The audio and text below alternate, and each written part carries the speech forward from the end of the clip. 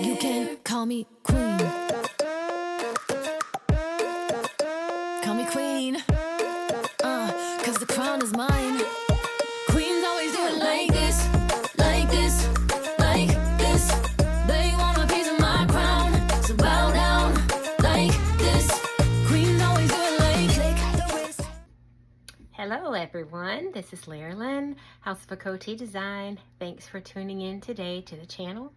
Today I will be working on an edge stitch using the Bernina B740 machine. I've had this one for a few months and it is a workhorse. So you see me behind me here, I have the Juki Industrial. It's not an industrial machine, but it has a lot of presser feet that just do marvelous things to make the job a lot easier. So you guys know I'm a lover of Juki, as well. I sew on my Juki machine all the time, the Juki domestic as well as the industrial.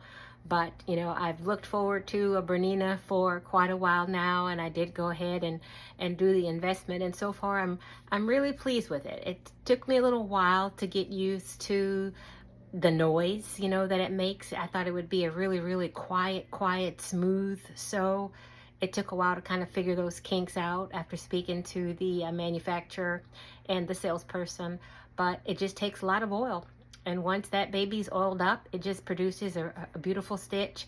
And again, to do all those other things that, my Juki may not necessarily do as easily, this gets the job done.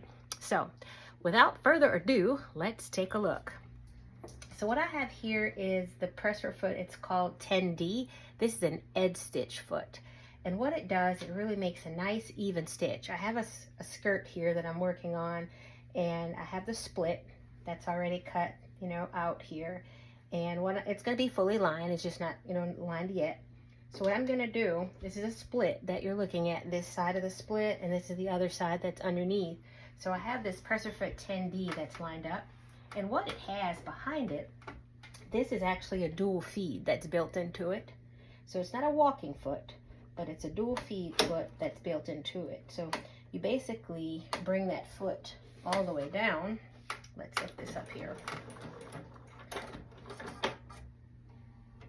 All right, so I bring that foot all the way down, and I'm gonna go ahead and realign the skirt underneath. And it has like this little guide bar that really helps to keep your fabric straight, and it also keeps your stitch nice and even. So you don't have to keep, moving and guessing, are you sewing in a straight line? Let's get that skirt lined up there. That's the hardest part, is just getting it lined up with that guide foot. So let me look underneath.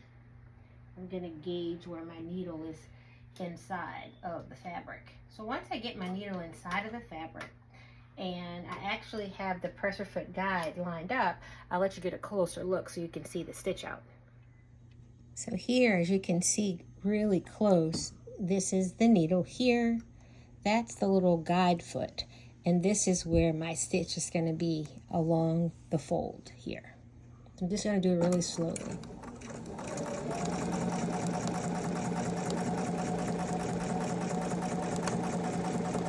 And of course, I don't want to go over a needle, so I'm going to move those needles out of the way as I get to them.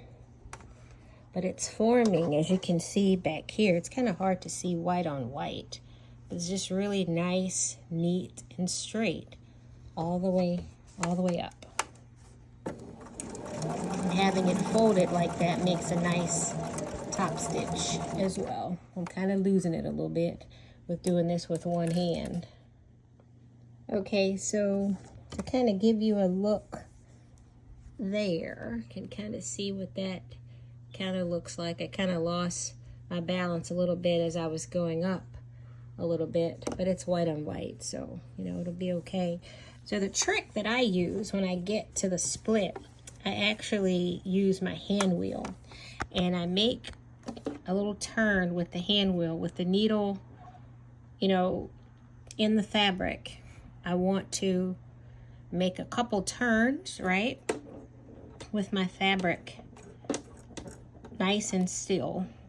Leave my needle down and lift the presser foot up. And with that presser foot up, I can then turn my fabric. So instead of sewing it, you know, to a point, sorry, I was out of focus a little bit. Instead of sewing it to a point, I stitch all the way up to the point with the needle down in the fabric, take a couple of turns with the hand wheel to move it manually, and then lift my presser foot to continue sewing here.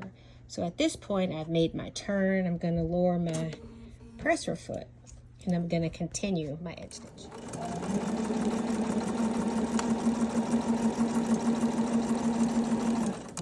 And as I get to the edge, you know, it wants to kind of move a little bit. So I just want to make sure I keep it nice and taut and just let it do its thing all the way to the edge.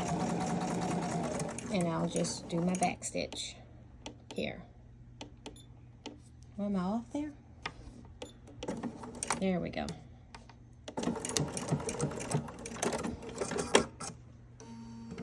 All right, so here we'll take a look. Just nice uniform edge stitch, but it's kind of hard again to see the white on the white, but you know, there it goes, just nice and even all along the level of that split. So there was one little spot I think I'm going to go back to kind of fix further up, but doing that with one hand, guys, for the video was just a little challenging. But anyway, this was the Bernina B740 machine that I used to do the edge stitch, and there's a video on the channel that shows some of the other features that I use, I think, with my first time using it. But this was the presser foot 10D that's used with the dual feed mechanism to give just a beautiful edge stitch. And you know, I use it primarily again for my my skirt splits. I can use it, you know, for hemming, you know, top stitching, just a lot of other features. So I'm not a Bernina ambassador, but I do love what this machine does. So for those of you that are new to the channel, please consider following me on YouTube and other social media platforms, House of a Coty Design. I am on Instagram at House of a Coty, TikTok, I am House of a Coty Design, Facebook, House of a Coty Design and Gifts. And this channel is all about sewing, pattern making, sometimes embroidery as well. And I think I might do some applique on this. I'm thinking of turning this into a nice linen dress. So this was a really nice linen fabric. I don't know if I said that at the beginning of the video. It's a really nice white linen that I found on my vacation when I went to Cabo. And I'm thinking I'm going to turn that into a dress. So I worked on a really cute halter bodice. I think I'm going to pair with this, and it's going to have pockets. So stay tuned. Again, like, subscribe, hit that bell notification. You'll get all of my videos and updates. I plan to do a few live sewing tutorials and just demos of me here in the studio throughout the spring as we get into the summer and just testing out these patterns. So have a great day, guys. Enjoy your weekend. Bye.